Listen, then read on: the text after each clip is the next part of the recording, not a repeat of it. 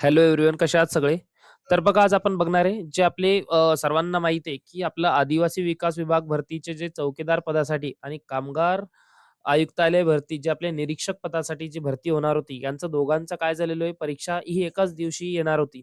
तर बघा याकडून जे आपल्या काही वृत्तपत्रांमध्ये, काही टेलिग्राम चॅनलनी आणि काही आपले विद्यार्थी मंडळांनी त्यांना मेल केलेले. तर आपल्याला यावरती उत्तर देऊन आपल्या ज्या वृत्त प्रसिद्ध झालं त्याच्यासाठी बघा कामगार आयुक्तालयांनी एक त्यांना जसं जी-आर काढलेलं आहे, परिपत्रक काढलेलं आहे. त्यामध्ये त्यांनी असा दावा केलेला आहे, की आपली जी कामगार आयुक्तालयाची जी भरती होती, हे सर्वात पहिले टाईम टेबल वेळापत्रक जे आहे, हे कामगार आयुक्तालयाने 8 जुलै रोजीच दिला होता आणि जे आपले आदिवासी विभाग भरती आहे, या आदिवासी विभाग भरतीचा जो वेळापत्रक आहे, नवीन जो वेळापत्रक आहे, हा त्यांनी नंतर दिलेला आहे. म्हणजे 13 जुलै रोजी दिलेला आहे.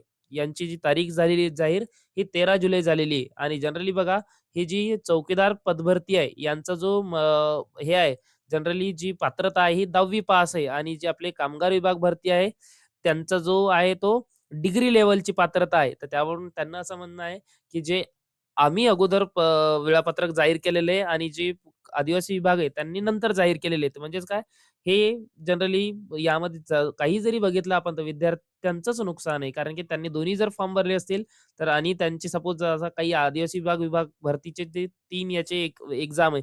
जसं पुसद झालं किंवा असे 2-3 जे आहेत यांचा जो पेपर आहे हे 29 तारखेला आहे आणि काहींचा सेम डेला कामगार विभागाचा पण पेपर आहे. तर यामुळे विद्यार्थ्यांचंच नुकसान आहे. तर बघा जर अजून जर काही करायचं असेल मित्रांनो, तर हे आदिवासी विभाग भरतीचा जो त्यांचा ऑफिशियल नोटिफिकेशन आहे, त्यामध्ये एक ईमेल दिलेला आहे. तुम्ही त्यावरती त्यांना ईमेल करून समजावू शकता, की अशी-अशी कंडिशन आहे. त्यावरती नक्कीच आपला उपाय निवडेल आणि अजून जर बघितलं आपण तर जे कामगार आयुक्तालय भरती आहे, ही टी-सी-एस कंडक्ट करत कोण करत टी-सी-एस कंडक्ट करते. बट जे आपला आदिवासी विभाग भरती आहे, हे आपला ॲप्टेक कंडक्ट करते. कोण आहे? ॲप्टेक नावाची एक कंपनी आहे बघा. जनरली ते सेंट्रल लेव्हलच्या भरत्या करत असते ॲप्टेक, आहे की नाही? आता आपल्याला सर्वांना माहिती आहे यांनी काय-काय भरत्या केलेल्या होत्या, आहे की नाही? त्यामुळं आता यांनी हे टाईम टेबल बदलणं गरजेचं आहे. कारण की अगोदर जे आहे कामगार विभाग भरतीचा आपला टाईम टेबल आलेला होता.